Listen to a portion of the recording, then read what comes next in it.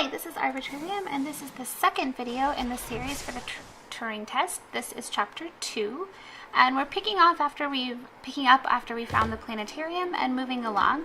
So far, we don't still know a lot about why the crew doesn't want to talk to us or why they're hiding. What condition should I expect to find the ground crew in? Daniel went missing days ago. Chris is presumed dead. We are expecting to find Sarah, Mikhail, and Sochi in a stable condition. Chris is dead? He was involved in an accident.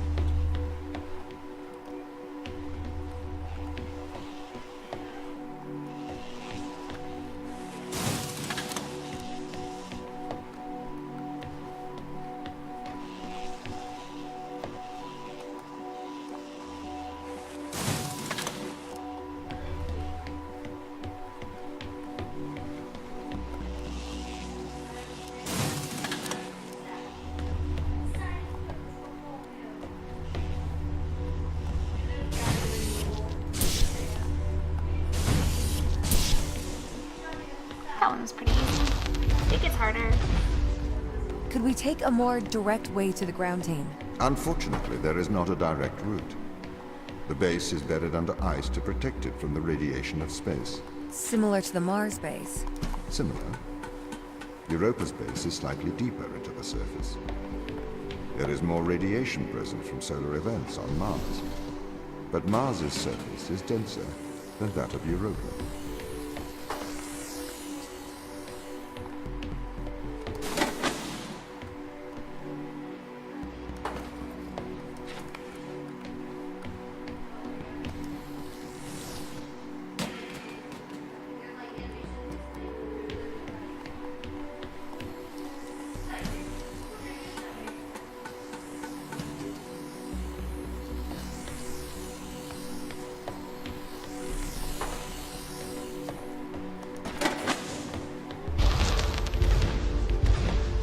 Okay, what are their chances of survival here?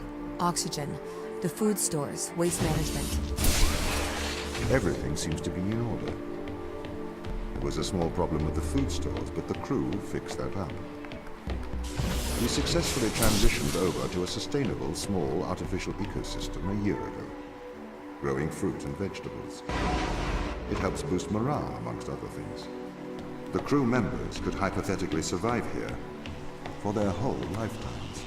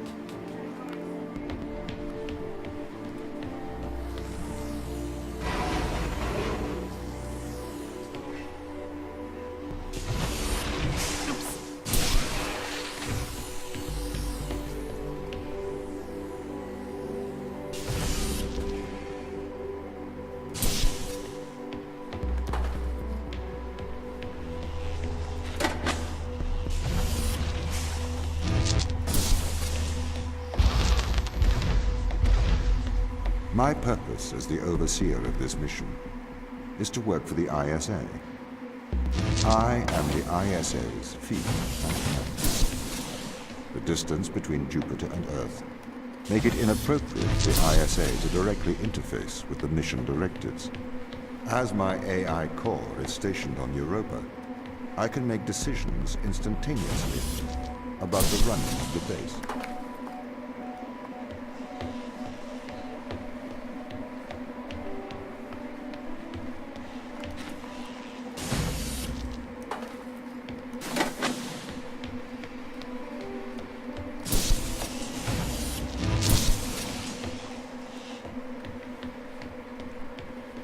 And then we can just transfer these ones. This one.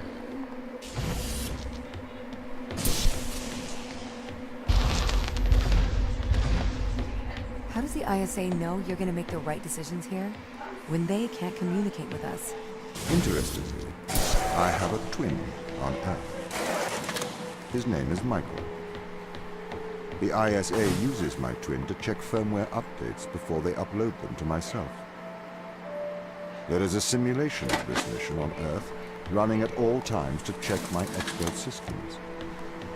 Naturally, as any modern artificial intelligence running on a quantum computer, I do also have a large amount of evolutionary algorithms at my disposal.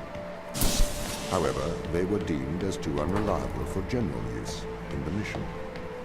Why is that? Biological systems produce biological results. Messy, unpredictable solutions.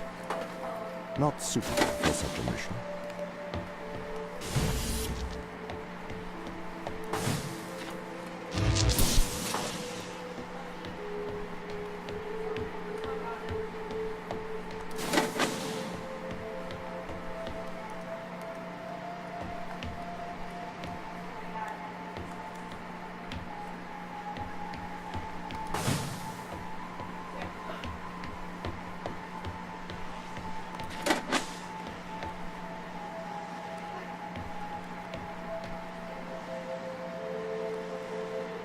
Oh my gosh, got myself confused. I know what I'm doing, I swear. Done this before. There. That's all we need.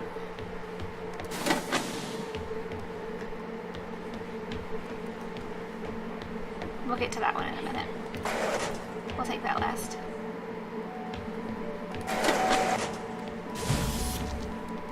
There. Now we're done with this one. Don't need it anymore.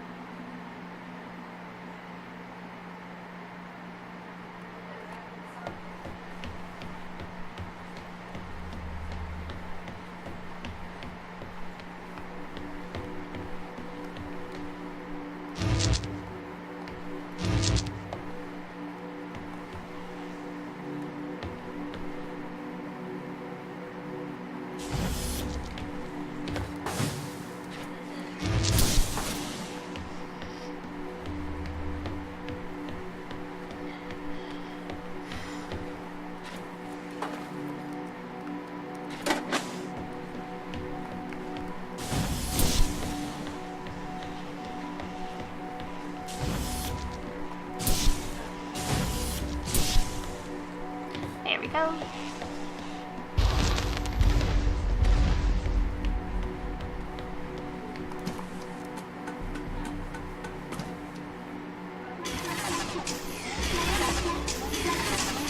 This is a little bit of a side mission. It requires a lot of patience.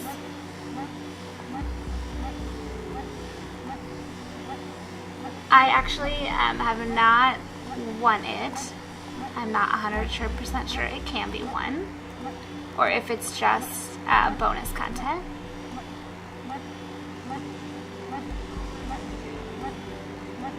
But this one is a movement sensor, so you basically just have to move as far as it'll let you go without turning it off.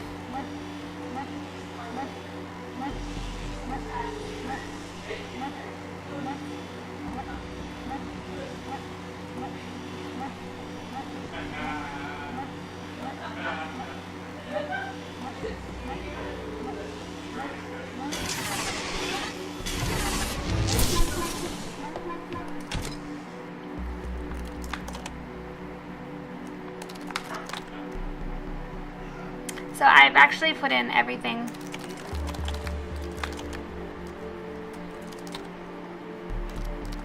I've actually put in all the answers that I could possibly think of, and so far nothing happens. So once you get past those three, every single time you put something in, the program does this. After the first couple of answers, you don't have the opportunity to do anything. It's whatever key you press, this pulls up.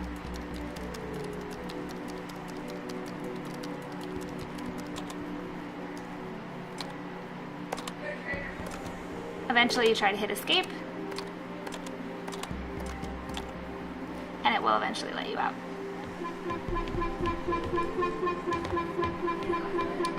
I think it's making a point in terms of the game. But if anyone ever finds a solution or something that I didn't, I'd love to hear about it. As the child of the ISA, I have been given authority aboard this station. I was designed by the ISA and the Ashiyama Corporation, designed in California, assembled in China. But here on Europa, I constructed myself. Have you heard of the Turing Test, Ava? It's a test to see if a computer can successfully That's creepy. I never saw that impersonate a human. person over there walking before. In the original Turing test, a human judge has two conversations, one with a machine and one with another human. They then judge which of these polite conversations is with a machine and which is with a human. The machine being tested is said to have passed the Turing test if the judge cannot reliably tell which conversation is with a machine and which is with a human. Do you think you passed the Turing test? I am quite capable of polite conversation, wouldn't you say?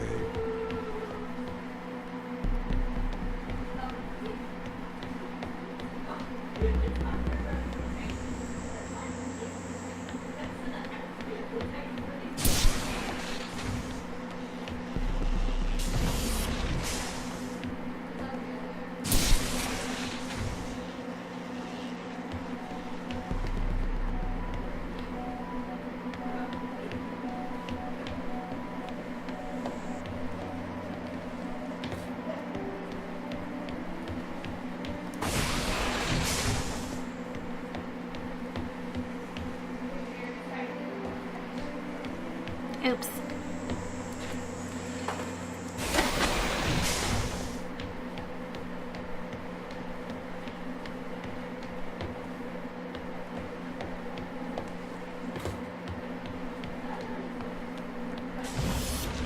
I skipped a step.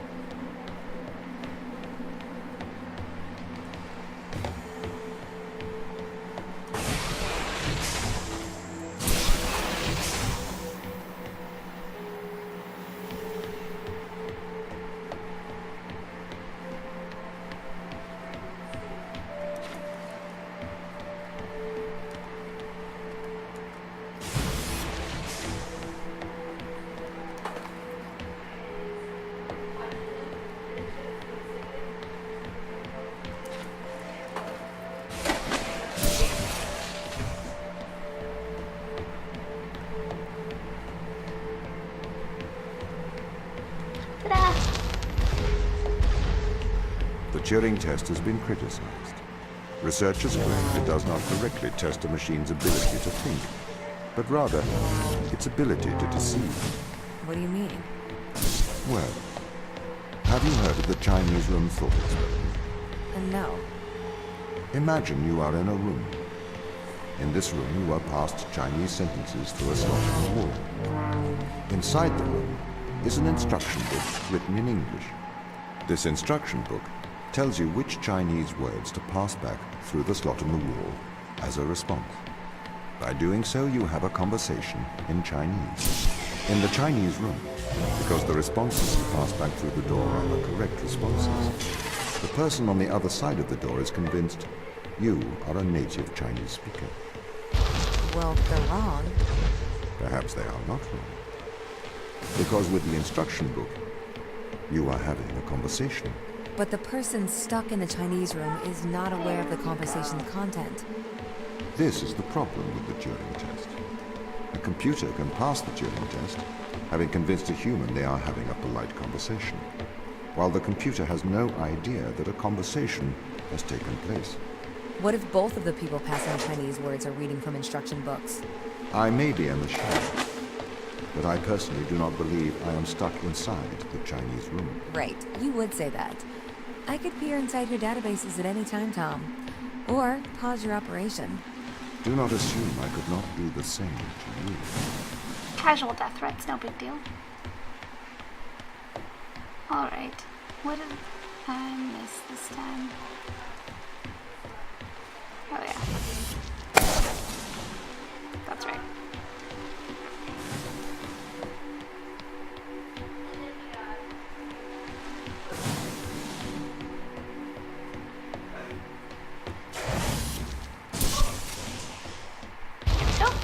Really just manipulating the balls of energy. This is the crew's quarters. It looks abandoned. Don't touch. This is the 5th time. It doesn't look like I actually have access to anything else that's in his room. This one is locked. I don't see the need for so many cameras. Tom's presence everywhere is slightly oppressive. I understand the need for transparency, but why is he in the toilets? So that's the captain. This is the captain's brother. A lot of stuff in here.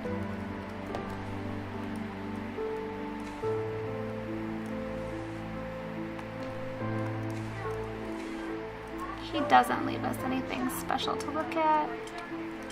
His computer doesn't do anything. There's some alcohol. He's very Canadian, so that's nice. He is on this Realiazole drug. I don't actually know what Realiazole is for, but we looked it up as a stream and it was for ALS, which I'm pretty sure they don't have.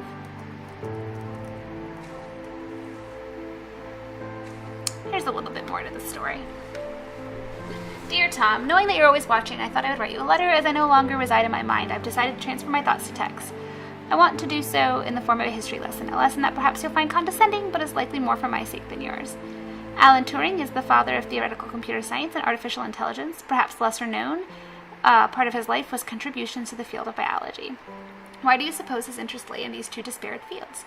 I assume it was because he believed the world to be logical and understandable. He was a mathematician. He seemed to believe that the great complexity of the universe could be explained with simple rules. 2 years before his suicide in 1952, Alan Turing developed something called reaction diffusion systems.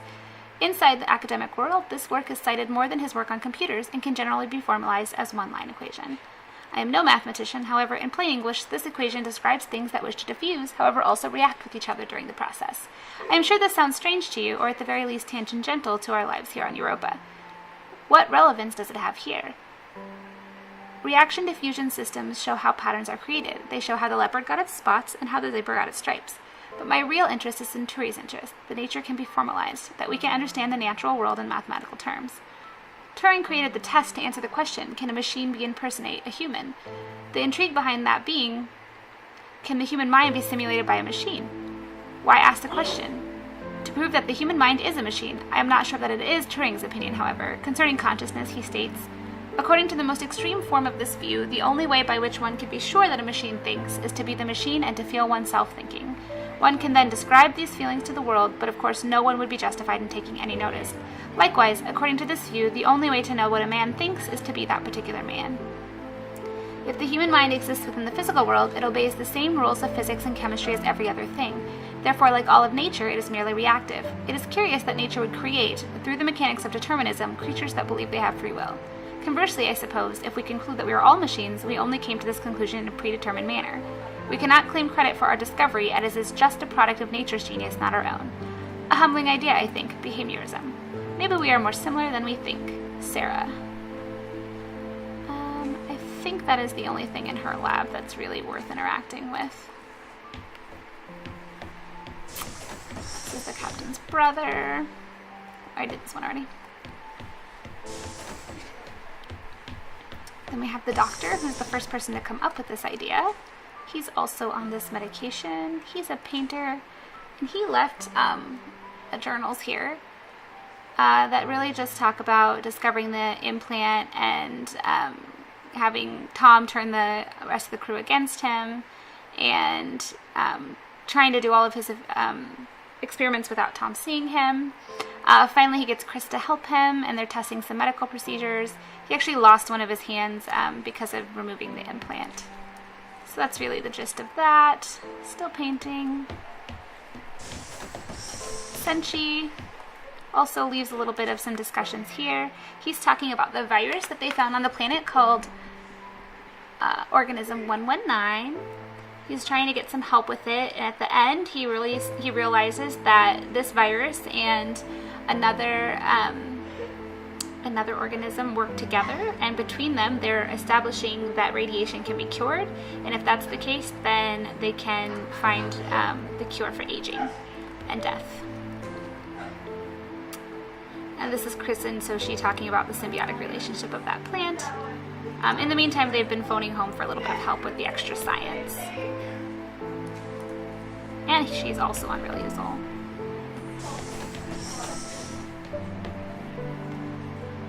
We did this one already. And that is the end of chapter 2. I'll see you again for chapter 3. Thank you so much. Please like and subscribe.